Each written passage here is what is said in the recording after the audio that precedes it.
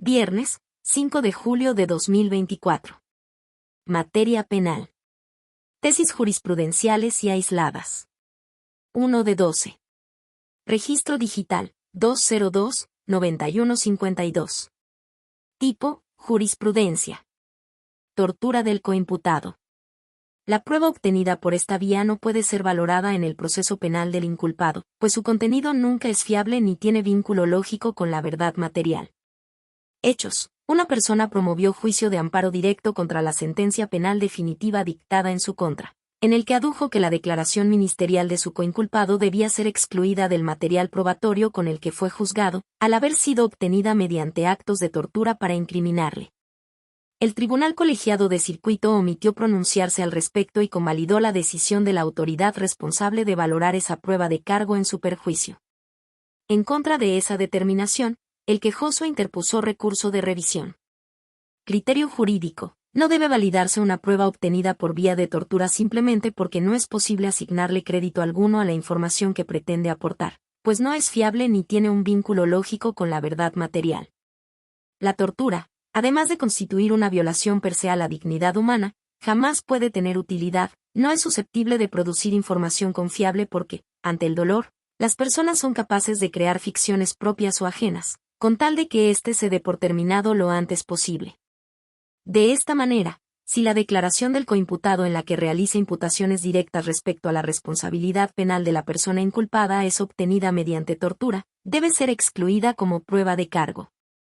Justificación. Al resolver el amparo directo en revisión 807/2020, esta primera sala determinó que la tortura del coimputado no solo debe entenderse como la afectación a la integridad personal de quien la resintió directamente, sino que también puede constituir una violación grave de derechos humanos del imputado quejoso que no padeció los actos alegados, pues con base en ella se ingresa al proceso penal una prueba posiblemente afectada de ilicitud, lo que consumaría una violación a su derecho al debido proceso. Esta conclusión deriva de reconocer un escenario perfectamente plausible, a saber, que las pruebas obtenidas por medio de la tortura pueden, de hecho, afectar de forma incriminatoria tanto a quien es directamente torturado como a otras personas. Quienes ejecutan actos de tortura lo hacen con el objetivo de producir información incriminatoria susceptible de perjudicar a cualquier persona que se elija acusar, con independencia de cuál sea su estatus procesal. Así como una persona sujeta a tortura puede aceptar haber cometido hechos que en realidad no cometió con tal de evitar más sufrimiento, lo mismo ocurre cuando esa persona es presionada para inculpar a alguien más. La vulnerabilidad frente al dolor puede llevar a cualquiera a atribuir hechos a terceros sin fundamento alguno, sobre todo si este acto de reconocimiento se ofrece como un escape efectivo a ese tormento. Primera sala. 2 de 12. Registro digital, 202-9151. Tipo, jurisprudencia. Tortura. Cuando el quejoso alega que su coimputado fue torturado para hacer imputaciones en su contra, su argumento debe analizarse constitucionalmente con base en el derecho humano a ser juzgado a partir de pruebas lícitas, a la luz de los estándares del debido proceso. Hechos. Una persona promovió juicio de amparo directo contra la sentencia penal definitiva dictada en su contra, en el que adujo que la declaración ministerial de su coinculpado debía ser excluida del material probatorio con el que fue juzgado, al haber sido obtenida mediante actos de tortura para incriminarle. El Tribunal Colegiado de Circuito omitió pronunciarse al respecto y convalidó la decisión de la autoridad responsable de valorar esa prueba de cargo en su perjuicio. En contra de esa determinación, el quejoso interpuso recurso de revisión. Criterio jurídico. Cuando una persona penalmente procesada alega que su coimputado fue torturado para obtener una declaración en su perjuicio, ese planteamiento es susceptible de ser analizado bajo los estándares aplicables en la materia. El derecho humano cuya violación se alega es el de ser juzgado a partir de pruebas obtenidas lícitamente y su exigencia es la que permite activar el juicio de amparo. De este modo, si la autoridad judicial advierte que existe ese posible impacto procesal perjudicial, ya sea porque el tema esté explícitamente planteado o, en suplencia de la queja, debe analizarlo a la luz de los estándares del debido proceso. La acreditación de la tortura implicaría la invalidez de la prueba obtenida ilícitamente. Justificación. Al resolver el amparo directo en revisión 807/2020, esta primera sala determinó que, aunque los coimputados no son parte en la relación jurídico-procesal en el juicio de amparo, la información que aportan puede tener impacto en el proceso penal instaurado en contra del inculpado que promovió dicho juicio. Esto es, el maltrato bien puede afectar procesalmente a quien lo padece de manera directa, por ejemplo, cuando el inculpado admite haber participado en la comisión de un delito con tal de que cese su tormento, pero también puede generar consecuencias procesales para quien no lo recibe personal y directamente. Esto ocurre, precisamente, cuando la acusación de un imputado pretende basarse en el material probatorio que la tortura de otro permitió producir. De esta manera, el planteamiento respecto a que la tortura de sus coimputados generó pruebas que lo incriminaron, debe ser analizado constitucionalmente al ser un alegato sobre el derecho humano a ser juzgado a partir de pruebas lícitas y tiene una estrecha relación con el derecho de defensa, el principio de presunción de inocencia y, en general, con el debido proceso. Primera Sala. 3 de 12. Registro digital, 202-9150. Tipo, jurisprudencia. Tortura.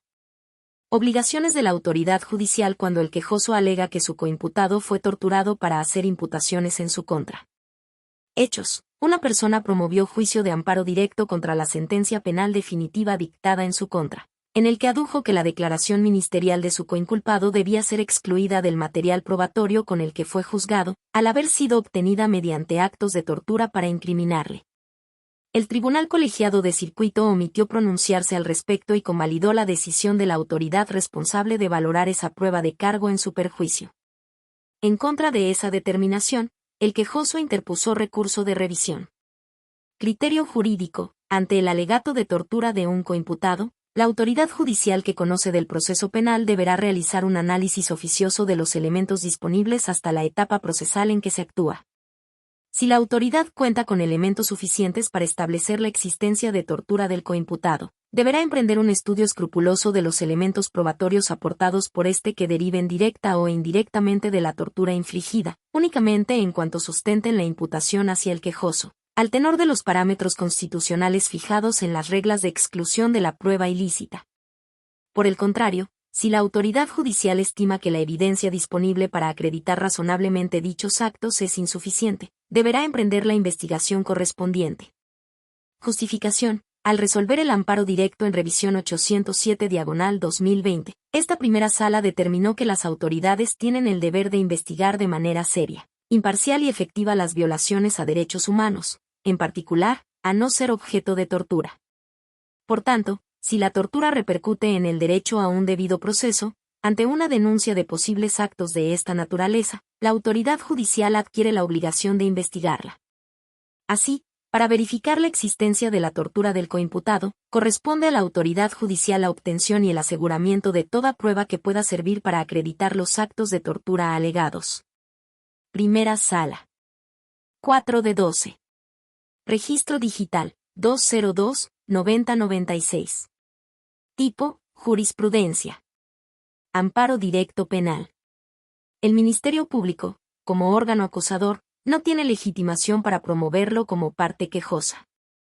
Hechos. Los tribunales contendientes llegaron a conclusiones opuestas sobre si el Ministerio Público se encuentra legitimado para promover el juicio de amparo directo en carácter de quejosa, respecto de la resolución que declaró infundado el recurso de revocación hecho valer en contra de la determinación que desechó por extemporáneo el recurso de apelación interpuesto en contra de la sentencia que absolvió al acusado. Criterio jurídico. El Ministerio Público, como órgano acusador, no es titular ni representante de un derecho público subjetivo susceptible de ser afectado en el proceso penal, pues en todo momento mantiene la calidad de órgano encargado de la persecución del delito y la acusación. Por tanto, no tiene legitimación para promover el juicio de amparo ni aun en el caso de determinaciones jurisdiccionales adversas a su pretensión punitiva como es la resolución que declara infundado el recurso de revocación hecho valer en contra de la inadmisión del recurso de apelación interpuesto contra la sentencia que absolvió al acusado.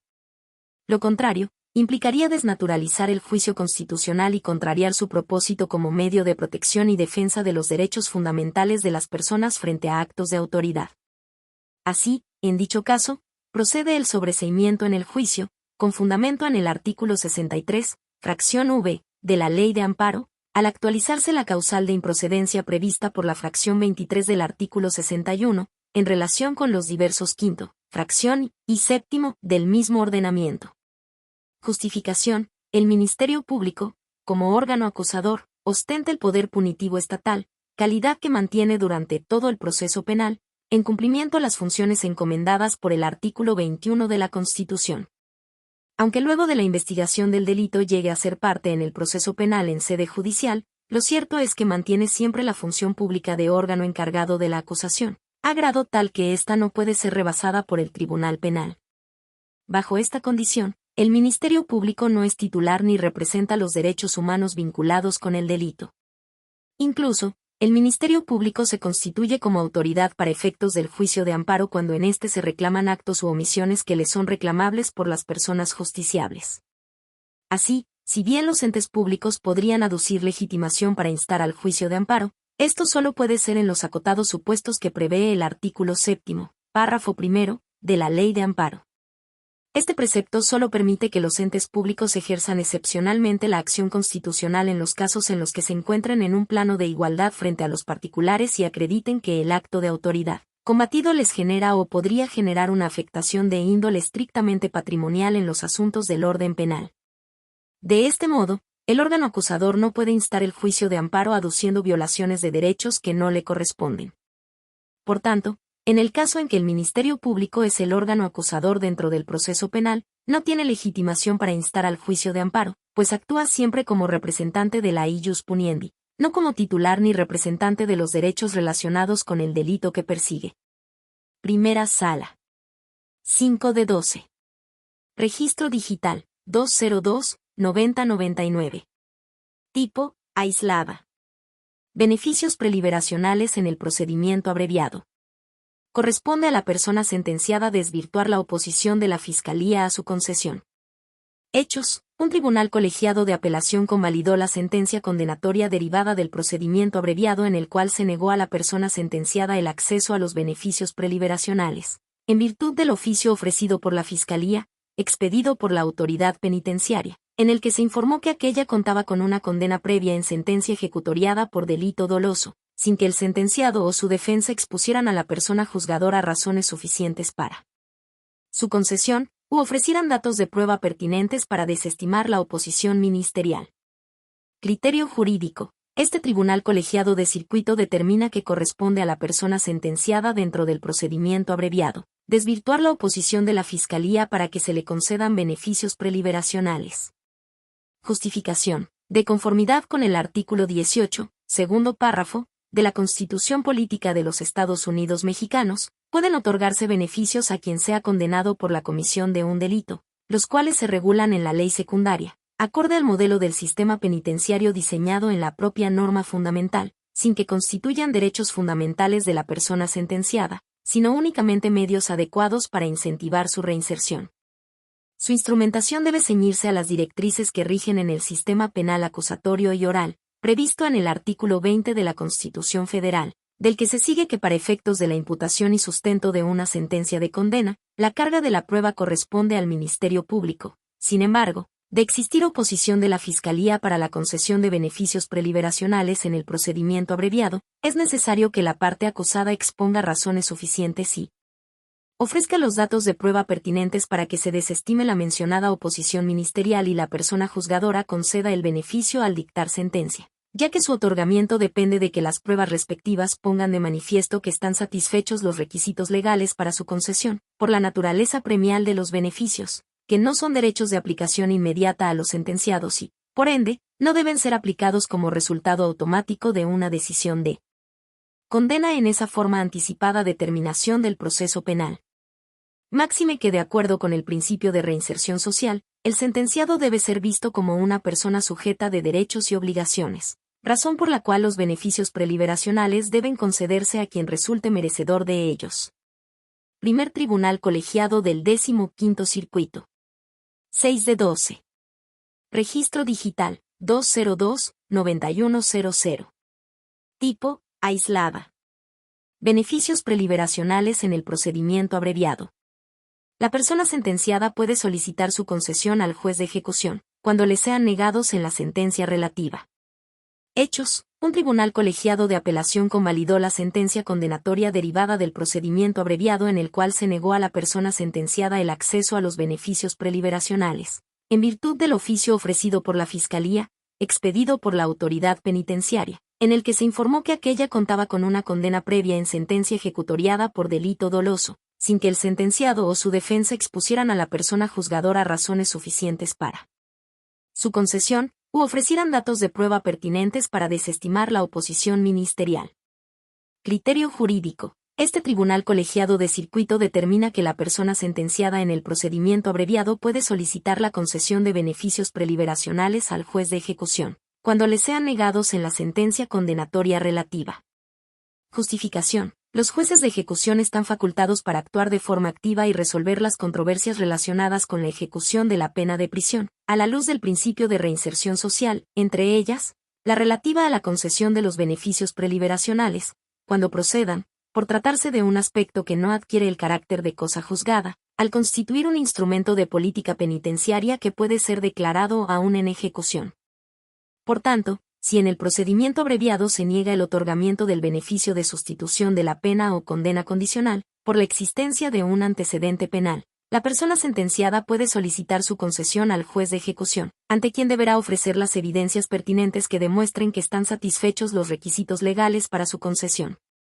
Máxime que conforme al artículo 25, fracción 2, de la Ley Nacional de Ejecución Penal, los juzgadores de ejecución pueden realizar ajustes a la cosa juzgada, cuando esté en entredicho el derecho a la justicia o se corra el riesgo de generar impunidad, lo que implica que deben asegurar que a quien demuestre plenamente ser merecedor de un beneficio preliberacional, le sea concedido.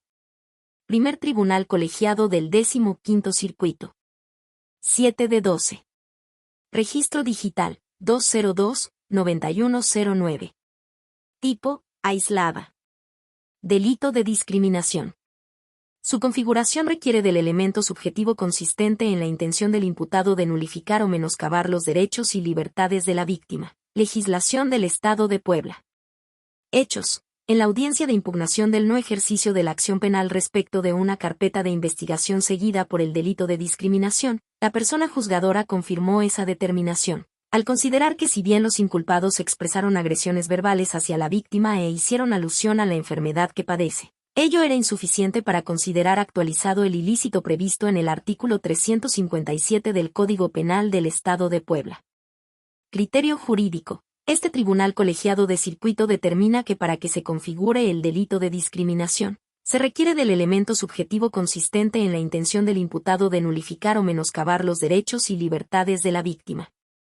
Justificación. El delito de discriminación previsto en el artículo 357 del Código Penal del Estado de Puebla prevé un elemento subjetivo específico, distinto al dolo, necesario para que se actualice, consistente en que los actos u omisiones tendentes a obstaculizar, restringir, impedir, menoscabar o anular el reconocimiento, goce o ejercicio de los derechos humanos y libertades de la víctima, se ejecuten con la intención de causarle esa lesión o menoscabo en sus derechos o libertades, al ubicarse en alguna categoría sospechosa prevista en el propio tipo penal, origen étnico o nacional, raza, género, edad, discapacidad, condición social o económica, condiciones de salud, preferencias sexuales, apariencia física, estado civil, creencia religiosa, ideología política, embarazo, trabajo o profesión, u opiniones expresadas.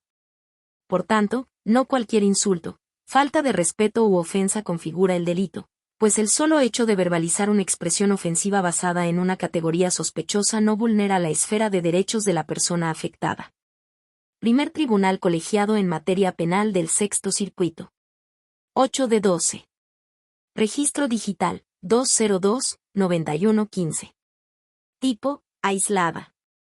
Imparcialidad judicial y prohibición de intervención en el sistema penal acusatorio. No se violan cuando el juez de enjuiciamiento, en el mismo asunto, se pronuncia sobre la revisión de medidas cautelares en la etapa de juicio y, posteriormente, desahoga la audiencia de juicio oral hasta el dictado de la sentencia correspondiente. Hechos. La persona juzgadora designada para integrar el tribunal de enjuiciamiento, previamente a iniciar la audiencia de juicio oral, conoció de la solicitud de revisión de medidas cautelares solicitada por las personas imputadas en la etapa de juicio. Criterio jurídico. Este tribunal colegiado de circuito determina que en el sistema penal acusatorio no se violan el principio de imparcialidad judicial ni la prohibición de intervención, cuando el juez de enjuiciamiento, en el mismo asunto, se pronuncia sobre la revisión de medidas cautelares en la etapa de juicio y, posteriormente, desahoga la audiencia de juicio oral hasta el dictado de la sentencia correspondiente. Justificación. Si bien es cierto que la Suprema Corte de Justicia de la Nación prohibió a las personas juzgadoras que, en el mismo asunto, hayan intervenido en etapas anteriores a la de juicio oral, conocer de esta, lo cual tiene como finalidad que no prejuzguen sobre la responsabilidad de la persona acusada con motivo de las actuaciones que hubieren practicado en la indagatoria, a fin de preservar la objetividad e imparcialidad de sus decisiones, también lo es que no cualquier conocimiento previo implica vulneración al principio de imparcialidad, pues en la audiencia de revisión de medidas cautelares se analizan el motivo de su imposición y el diverso por el cual la defensa considera que variaron de manera objetiva las condiciones que motivaron su aplicación, y aun cuando se aportan datos de prueba, estos están encaminados a acreditar el cambio de las circunstancias que, a decir del defensor, variaban, sin que se advierta contaminación por parte de la persona juzgadora, pues no conoció de la causa penal ni emitió pronunciamiento alguno respecto de los hechos y medios de prueba relativos a la acreditación del delito y la responsabilidad penal, que corresponden a la audiencia de juicio oral. Séptimo Tribunal Colegiado en Materia Penal del Primer Circuito. 9 de 12. Registro Digital, 202-9134. Tipo, aislada. Pruebas en el amparo contra la ejecución de una orden de aprehensión en el sistema penal acusatorio. Debe admitirse la pericial en dactiloscopia ofrecida para acreditar que la persona detenida es un homónimo. Hechos. En la audiencia de cumplimiento de una orden de aprehensión se informó al juez de control que se materializó contra diversa persona, lo que generó debate entre las partes. Sin embargo, decidió que era el mismo individuo y le impuso una medida cautelar. En el amparo indirecto se ofreció la prueba pericial en dactiloscopia con la finalidad de acreditar aquella circunstancia, pero se desechó con fundamento en el artículo 75 de la Ley de Amparo, al estimar que el juicio se resolvería tomando en consideración las constancias en que se apoyó la autoridad responsable para emitir los actos reclamados. Máxime que la admisión de la pericial implicaría una violación a los principios que rigen el proceso penal acusatorio. Criterio jurídico. Este tribunal colegiado de circuito determina que en el amparo contra la ejecución de una orden de aprehensión derivada del sistema penal acusatorio, debe admitirse la prueba pericial en dactiloscopia ofrecida para acreditar que la persona detenida es un homónimo. Justificación. En la tesis de jurisprudencia 1A/J 32/2020, décima, de rubro, detención, control de su legalidad. No procede ejercerlo respecto de las órdenes de aprehensión. Artículo 308 del Código Nacional de Procedimientos Penales. La primera sala de la Suprema Corte de Justicia de la Nación sostuvo que no dejaba de considerar que en la ejecución de una orden de aprehensión pudieran surgir cuestiones que la autoridad judicial deba analizar, incluso de oficio, por ejemplo, cuando se alega que se materializó contra diversa persona, verbigracia, un homónimo, o con posibles violaciones a derechos humanos, supuesto en el que, aseveró, la persona juzgadora deberá actuar en términos de la normativa aplicable, sin que la decisión respectiva forme parte del control de la legalidad de la detención a que se refiere el artículo 308 del Código Nacional de Procedimientos Penales. El artículo 75, primer y segundo párrafos, de la Ley de Amparo se ha interpretado por la referida sala en la contradicción de tesis 171/2020, de la que derivó la tesis de jurisprudencia 1A/J 1/2021, décima, de rubro, pruebas en el amparo indirecto promovido en contra de una orden de aprehensión emitida bajo el sistema procesal penal acusatorio. Deben desecharse si pretenden demostrar su inconstitucionalidad, variando las circunstancias o los hechos en los que el juez de control se basó para emitirla. Interpretación del artículo 75, párrafo segundo, infine, de la Ley de Amparo, en el sentido de que prevé una regla general que impide el ofrecimiento de pruebas para variar la apreciación del acto reclamado, es decir, para alterar la percepción que la responsable tenga de él, y una excepción para aquellos casos en que el oferente no haya tenido oportunidad de ofrecer pruebas ante la responsable, supuesto que encuentra una prohibición tajante en materia penal, pues no se actualiza cuando el ofrecimiento vulnere los principios del procedimiento acusatorio. De ahí que en esta segunda hipótesis, si la persona quejosa no pudo ofrecer pruebas ante la autoridad responsable respecto del acto reclamado, tampoco podrá hacerlo ante la jurisdicción de amparo, si su ofrecimiento vulnera principios del sistema penal acusatorio. Aun cuando los actos reclamados deriven del sistema procesal penal acusatorio y la persona quejosa en la audiencia oral no ofreció a la responsable la prueba pericial en dactiloscopia, si se verifica que su ofrecimiento en el amparo no tiene como finalidad alterar la percepción de los actos reclamados, cumplimiento de orden de aprehensión y medida cautelar, ni vulnera la oralidad o los principios que rigen el proceso penal acusatorio, publicidad, contradicción, concentración, continuidad y mediación, entre otros, sino demostrar que la impetrante es un homónimo, es factible admitir dicha prueba, al no operar las reglas que establece el citado artículo 75, primer y segundo párrafos. Séptimo Tribunal Colegiado en Materia Penal del Primer Circuito. 10 de 12. Registro Digital, 202-9144. Tipo, aislada. Suspensión condicional de la ejecución de la pena. Los antecedentes penales del sentenciado, cuando transcurrió un tiempo prolongado desde su registro o del cumplimiento de la pena correspondiente, son insuficientes por sí solos para considerar que no cumple con el requisito para su procedencia, relativo a contar con antecedentes personales positivos y un modo honesto de vida. Legislación de la Ciudad de México. Hechos. El Tribunal de Alzada confirmó la resolución de la persona juzgadora de ejecución, en la que negó al sentenciado en un procedimiento abreviado la suspensión condicional de la ejecución de la pena, al no cumplir con el requisito previsto en la fracción 3 del artículo 89 del Código Penal para el Distrito Federal, aplicable para la Ciudad de México, porque no contaba con antecedentes personales positivos ni modo honesto de vivir, ya que tenía un antecedente penal con un registro de aproximadamente 14 años de antigüedad y 8 desde que cumplió con la pena correspondiente. Criterio jurídico. Este tribunal colegiado de circuito determina que los antecedentes penales de la persona sentenciada, cuando transcurrió un tiempo prolongado desde su registro o del cumplimiento de la pena correspondiente, son insuficientes por sí solos para considerar que no cumple con el requisito para la procedencia de la suspensión condicional de la ejecución de la pena, relativo a contar con antecedentes personales positivos y un modo honesto de vida. Justificación. El artículo 89, fracción 3, del Código Penal para el Distrito Federal, aplicable para la Ciudad de México, prevé como requisito para la procedencia de la suspensión condicional de ejecución de la pena, que la persona sentenciada cuente con antecedentes personales positivos y un modo honesto de vida. No basta con que el Ministerio Público exhiba una documental expedida por la autoridad penitenciaria de la que se advierta que el sentenciado cuenta con antecedentes penales, de temporalidad amplia, como único medio probatorio, pues no puede ser el único aspecto a considerar para acreditar que no cumple con el requisito mencionado, a pesar de que transcurrió un tiempo prolongado desde su registro, o del cumplimiento de la pena correspondiente. Por tanto, de conformidad con los artículos 1 y 18 de la Constitución Política de los Estados Unidos Mexicanos, y en atención a los principios de mayor beneficio, pro persona, de reinserción social y no discriminación, debe considerarse que es acreedor al beneficio, a pesar de que su defensor no ofreciera pruebas para demostrar sus antecedentes personales positivos y el modo honesto de vivir, al ser la persona juzgadora quien tiene la facultad de allegarse de todos los datos, circunstancias peculiares y conductas anteriores del sentenciado que le permitan conocer sus antecedentes personales, entre los que se encuentran los antecedentes penales, a fin de concederle o negarle los beneficios.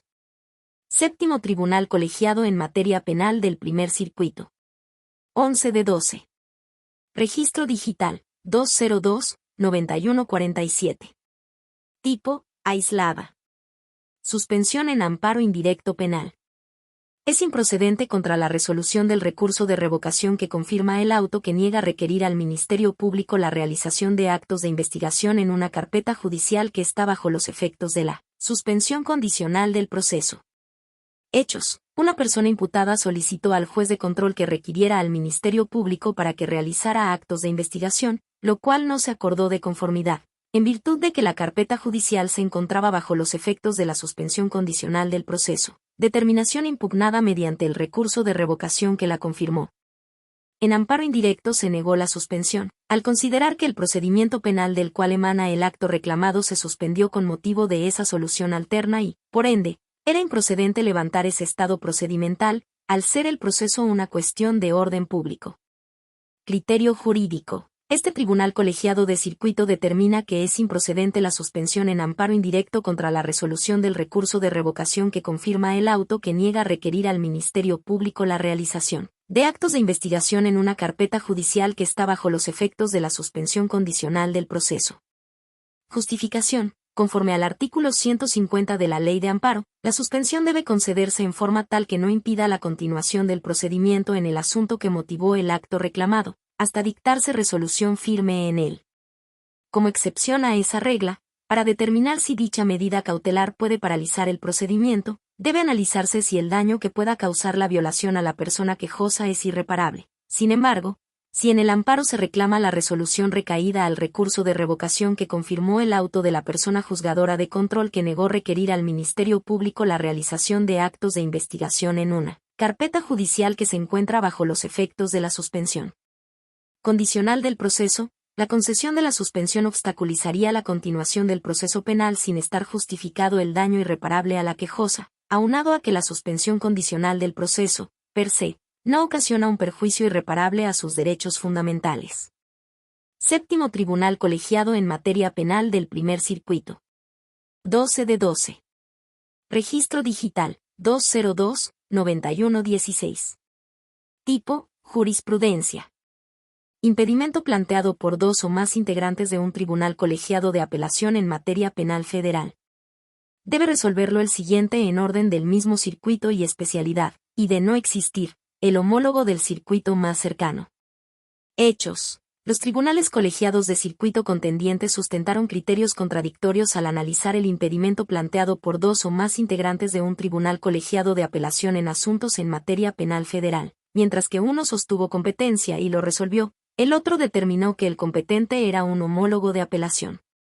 Criterio jurídico. El Pleno Regional en Materias Penal y de Trabajo de la Región Centro-Sur, con residencia en la Ciudad de México, determina que es competente para conocer del impedimento planteado por dos o más integrantes de un tribunal colegiado de apelación en materia penal federal, el órgano de apelación siguiente en orden del mismo circuito y especialidad, y de no existir, el homólogo del circuito más cercano.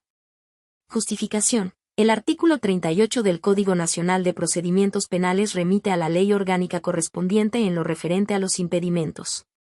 Como los asuntos contendientes tuvieron como origen procedimientos penales del Foro Federal, debe seguirse lo previsto en el artículo 35, fracción 4, de la Ley Orgánica del Poder Judicial de la Federación, que señala que los tribunales colegiados de apelación son los encargados de calificar los impedimentos planteados por sus propios integrantes.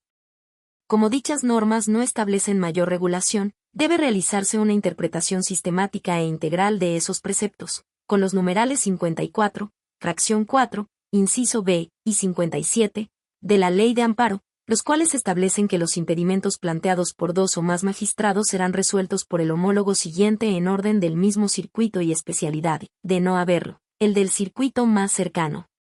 Pleno Regional en Materias Penal y de Trabajo de la Región Centro-Sur, con residencia en la Ciudad de México.